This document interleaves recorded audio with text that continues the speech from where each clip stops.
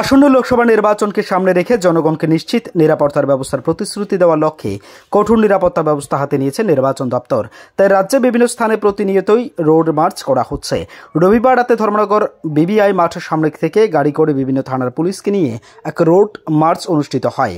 উত্তর জেলার বিভিন্ন এলাকায় রোড মার্চে উপস্থিত ছিলেন উত্তর জেলা পুলিশ সুপার ভানুপত চক্রবর্তী, ধর্মনগর থানার ওসি, বাগবাসা থানার ওসি এবং পানিসাগর থানার ওসি, চোরাইবাড়ির কদমতলার এবং সবকটি থানার ওসি।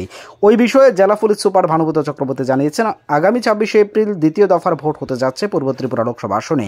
আর সেই লক্ষ্যে নির্বাচনকে কেন্দ্র করে ভোটের দিন কোনো প্রকার অপ্রীতিকর ঘটনা এড়াতে এবং ভোটারদের নিরাপত্তা ব্যবস্থার প্রতিশ্রুতি দেওয়ার লক্ষ্যেই গাড়ি করে রোড মার্চ অনুষ্ঠিত হয়। কিছু না, উদ্দেশ্য হলো 26 তারিখে নির্বাচন,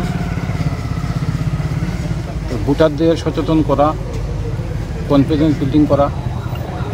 আমরা এখন যাব, গতদিন আপনারা দেখেছেন আমরা রাত্রেবেলা এরিয়া ডোমিনেশনের জন্য আমরা বাইক ছেড়েছিলাম। সেই বাইকগুলির এই উত্তর ত্রিপুরা ডিস্ট্রিক্টের বিভিন্ন জায়গাতে রাত্রেবেলাগুলি ডোমিনেট করে। আজকে আমরা গাড়ি নিয়ে যাচ্ছি। উদ্দেশ্য হলো একটাই, মানুষকে একটা বার্তা দেওয়া যে আমরা আপনাদের পাশে আছি, আপনারা নির্ভয়ে ভোট কেন্দ্রে যান, দিয়ে আপনারা ভোট দিয়ে আসেন।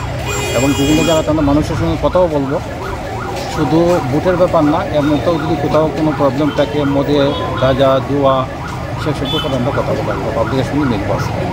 Thank you. Bureau report, Aaj Bharat live 24 hours.